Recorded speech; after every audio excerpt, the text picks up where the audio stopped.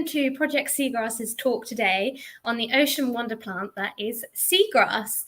Thank you so much for joining for the Cardiff Science Festival, and today Evie and I are going to run you through a little bit about what seagrass is. So Evie, can you first tell us about how you got into marine biology and why you're now working for Project Seagrass? So I'm Evie Furness. I'm a marine research assistant here at Swansea University. We're in a beautiful lecture hall today, so you can feel like you're in the lecture with us. I started when at the end of school, I didn't really know what I wanted to do. So I kind of heard this thing, scuba diving, and thought, that sounds quite cool. Let's give that a try. So I put on 3 wetsuits because it was freezing cold. It was in the UK under Heathrow Airport in a murky quarry.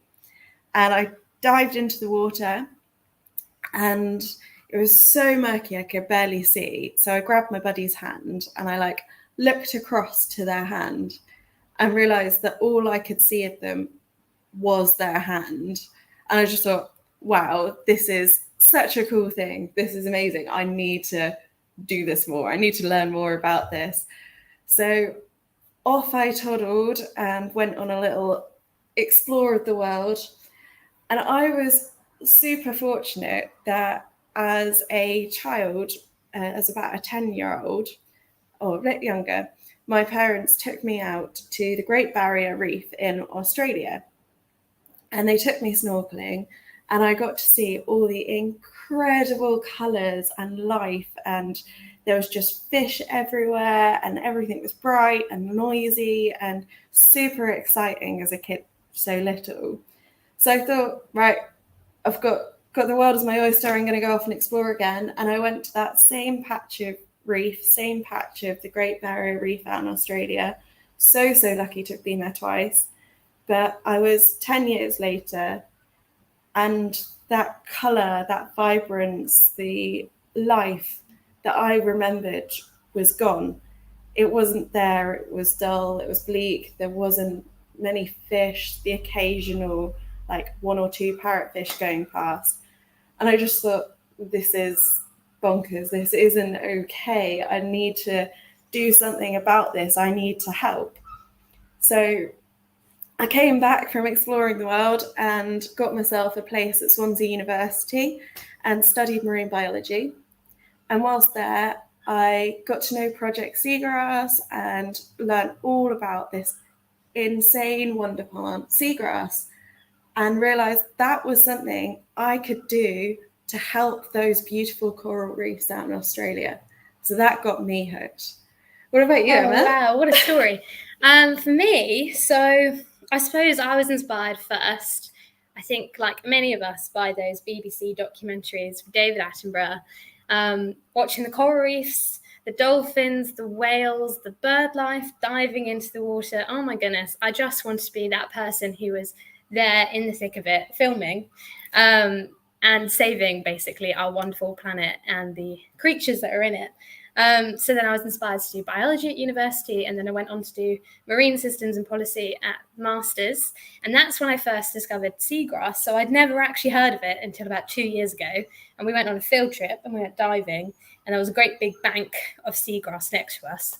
And I was like, what is this? And then started to find out a little bit more about it. And that's when I Googled and found Project Seagrass. And I decided that I'd run a marathon for you guys and raise some money. Did you? No. But then COVID happened, so I didn't actually run it. So luckily I got away with the run. There's still time. And instead, there is still time. Instead, I got a job at Project Seagrass, and I'm now here working with this amazing plant and helping our planet by doing so. So we've both said that this is how we're going to help save our oceans. But why is it so magical, Evie? Can you tell us a bit about seagrass? So let's backtrack. What is seagrass? Well, super simple, grass that lives under the sea. So just like the grass out in your garden with those long, thick leaves, but underwater. So if you stop, close your eyes, and imagine these long green blades of grass, and they're swaying around in front of you. But instead of lying in your local park or out in the school fields, you're actually lying underwater, you've swam to the bottom of the ocean, you're holding your breath, and you look across to your left, and there's this huge shoal of fry, some baby fish swimming past. Then you look down to the side, and maybe there's a flatfish that's just scurrying through the bottom. Or maybe if you're really lucky while you're exploring your seagrass meadow, you'll look up, and first you're going to hear the clicks, and then the whistles, and you'll know that there is a dolphin close by, and it's feeding in the seagrass, because it's this incredible place for all our baby fish to grow healthy and strong. So it's really supporting the fish we eat, the fish we want to see. So we've held our breath for quite a while. Let's swim back up to the surface and take 3 deep breaths. So 1 and 2 and 3. So 2 of those breaths will have come from the ocean. The ocean will have provided the oxygen you just breathed in for 2 of those breaths. So 2 of those breaths, seagrass has given you a helping hand with. Because just like plants on land with their big long leaves, they're taking in light and they're taking in carbon dioxide. So they're helping fight climate change, mixing it all up in photosynthesis, and they're releasing oxygen for us to breathe. So that's pretty cool, right? We know Definitely. that seagrass is helping us breathe, helping fight climate change.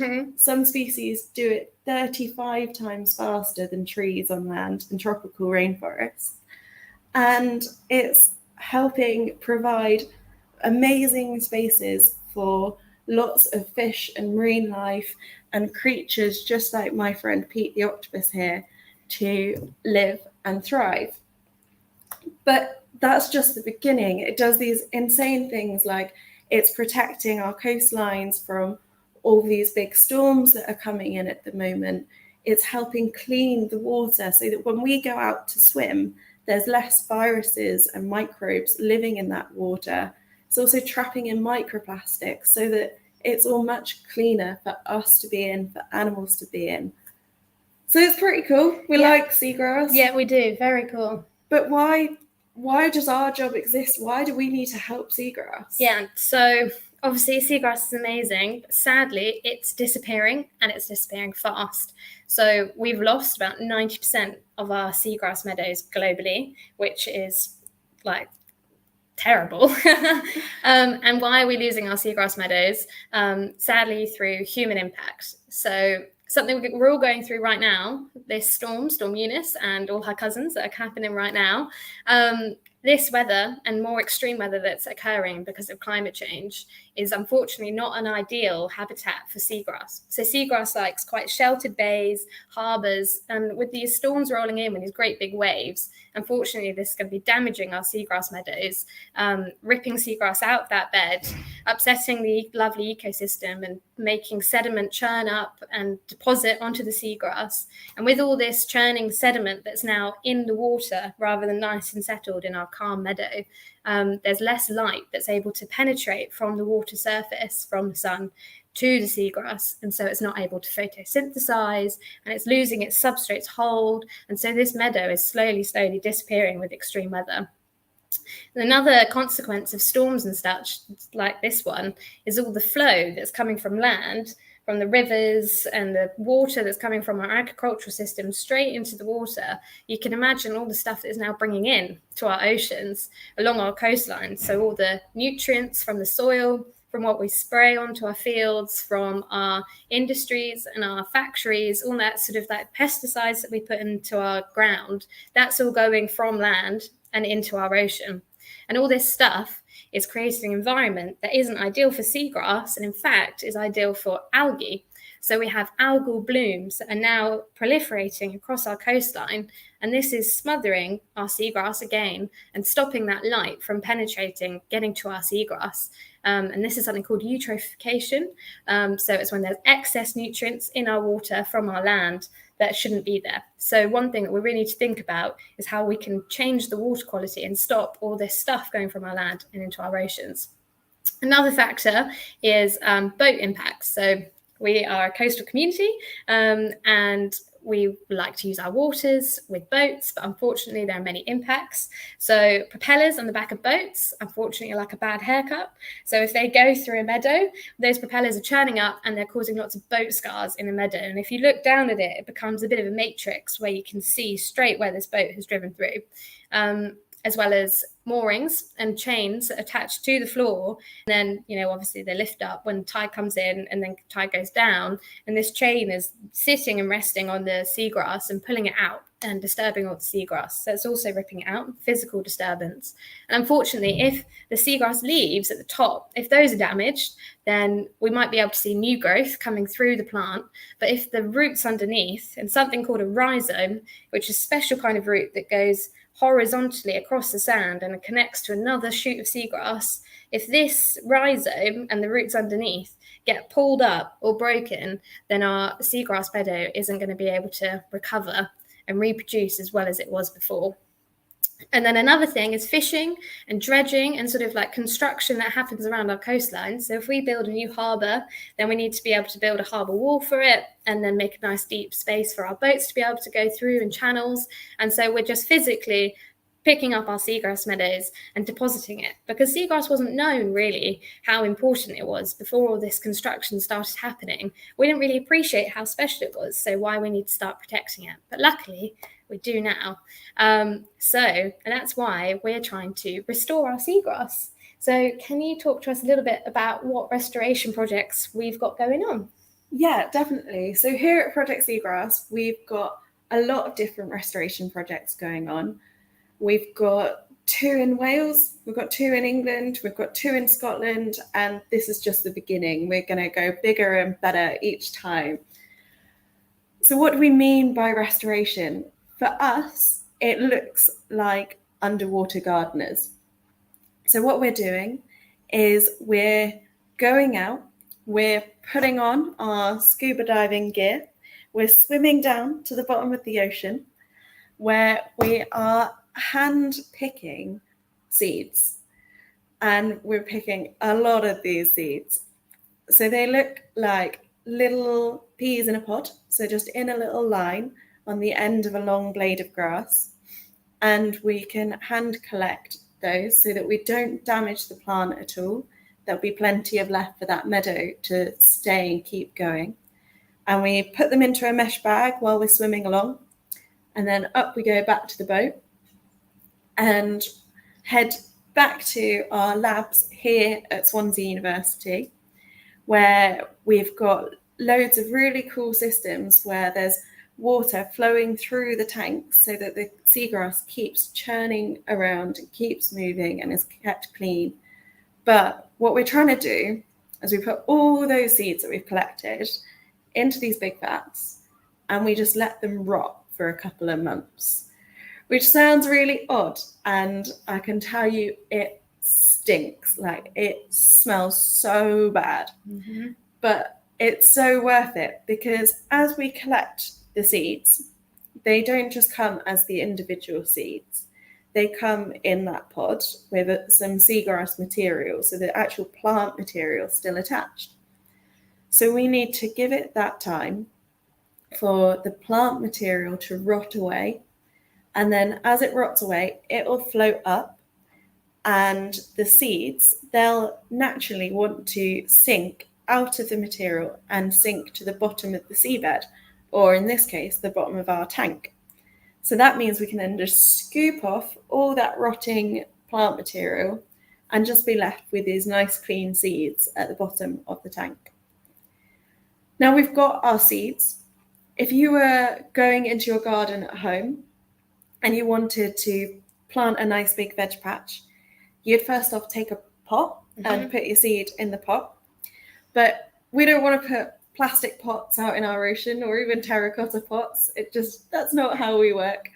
So we're using these small little biodegradable Hessian bags, and they are our seed pot. They help protect the seeds from hungry crabs and help keep the seeds in the spot that we've chosen to replant the seagrass. Instead of soil or compost like you'd use in your garden, we have sand because we don't need compost underwater. So we fill our seed bag with sand and seeds and tie it up nice and tight. So now we're ready to put our scuba diving gear back on. So we're back swimming down back to the bottom of the ocean, where we're burying these little seed bags into the seedbed. And when we come back, so we'll plant them around winter, and we'll come back in spring and we'll see some baby seagrass coming to grow through those little bags. So it's quite a major undertaking. We're out a lot, away on boats and diving, and we're up at all hours. What do you think the earliest you've been up for field work is? I think you, Evie, have got me up for a 3 a.m. morning low tide. So we're working on springs and we want to get that lowest tide possible. And you got me out in the pitch black with head torches on into the water, like up to our waists, kneeling down in our wetsuits, planting seagrass seeds. Which actually was amazing because you feel like you're so in tune with nature, the tide times, the cycles, seasons, and you're out there planting something which is hopefully a seed of hope for conservation. So yeah, that's my earliest time. What about you? I mean, I'm probably around the same. I don't think you can get much earlier or later than 3 o'clock. Yeah. And I'm sorry for getting you out. No, that's so okay. Early. I've obviously not held it against you. But it is so rewarding because as you finish your task, whatever you're out on the meadow working for, so when the tide is low, the sea has gone out, that's our opportunity to work in the shallows. And you get these amazing sunrises, and then you head home and you huddle back up and you have another like little nap at like 9 in the morning, and you just wake up for the day like, I've already done something really good with my night. Yeah. So it's quite rewarding despite us Absolutely being out at weird and wonderful hours. Yeah. So that's what we're doing here at Swansea and at Project Seagrass.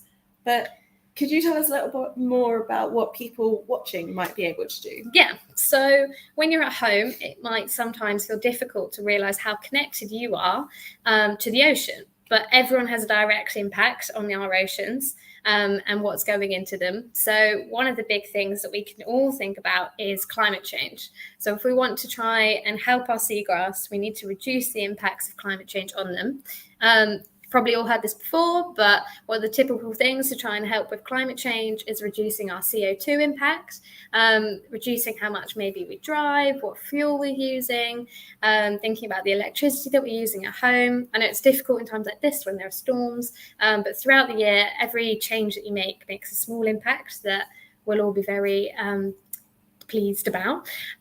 What else? So plastics impact our seagrass meadows. So just changing from single-use plastics to reusables wherever possible would be amazing. Thinking about what's going directly down our sink and straight into the ocean, because when we were based in Cardiff, I was saying that there is a bit of seagrass outside Cardiff Bay, very small patch. It's not doing so well, but if we think about what's going into our ocean, into Cardiff Bay, then hopefully we can try and improve that health of that seagrass meadow. And also for us here in Swansea, there are seagrass meadows quite close to us around here as well. So yeah, just thinking, are we going to pour that bleach down the drain, or we're going to try and find an eco-friendly alternative? But then the main thing that everyone can do to help try and save seagrass, I think, is just knowing about it, knowing where you can find it, trying to going out to the beach and snorkeling over some seagrass. It is the most amazing experience when you're swimming over it. You can see these green fronds, as Evie was saying, and then often you get anemones like snake locks stuck on top of them. So it looks like you're going over like a flower meadow, and you can see some crabs, you can see some fish darting through. It is truly spectacular, but no one knows about it. So it's this lack of awareness, which is one of the main threats. So just you knowing where to go to find seagrass. We have got a website where you can find a map of this seagrass. It's called Seagrass Spotter. And then we've also got an app on our phone. So you can help us try and find the rest of the seagrass around the UK, because our team's quite small. We're only working on seagrass in the UK. So we're trying to basically identify where all the different spots of seagrass are around the UK. So you can help us with that. If you've got Seagrass Spotter, the app on your phone, you can go to the beach, you find some seagrass, you can take a photo of it, and that will directly go onto our map. And then we can go and assess that seagrass and see how it's doing, and potentially see if we can restore that site. So you can directly help us with seagrass conservation. And that's not just here in the UK, is it? The app is global. So if you are on holiday or you've got friends and family that live abroad and they've got a seagrass meadow close to them that they see all the time or that you find, then get them to take a picture of it and upload it. And you don't have to upload it there and then whilst you're out on the beach. You know, if I'm in a kayak, it's quite hard to be like, I'm going to stop and upload my picture. But you can also upload it when you get back home and then just put your best guess of where it was. And that really helps us to build up a picture of how our seagrass is truly doing and the areas that we really need to focus in on. Yeah, so that's what we're doing, and that's what you can potentially do to help us save seagrass. But we've got a lot of time now for some questions. So if you have any questions, you'd like to find out anything else about seagrass, then please pop them into the comment section, and then we'll see them come up and we'll answer them as they come in. But I'm going to kick start this, and I'm going to ask you a question. What has your best experience been so far with seagrass? Oh, there's been so many. It's so difficult to choose. But I think one of my favorite moments is we often have volunteers come and help us with our restoration process because it's such a big undertaking. We're such a small team. We need this help coming in. And one year, my dad actually volunteered to come and collect seagrass with us. So I was in the water with him, teaching him to snorkel, and we're snorkeling along and taking in it's such a peaceful environment to be in. And down below us was this huge pipefish about this sort of size and this kind of thickness, which is like a seahorse but stretched out long with this really cool snoot. And just like sharing that moment with my dad in the Seagrass Meadow, I was like, this is what the magic is about. Have you got a favourite moment?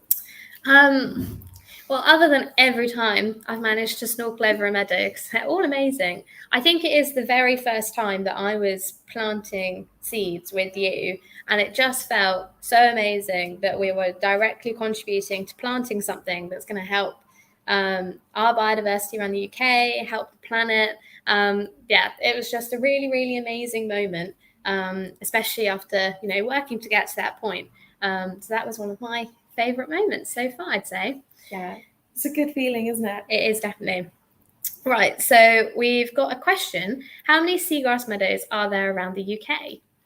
Well, that's such a difficult question, and that's exactly why we've just been talking about this Seagrass Spotter app, because we are a small team and the research on seagrass has only really got going in the last 20 years or so.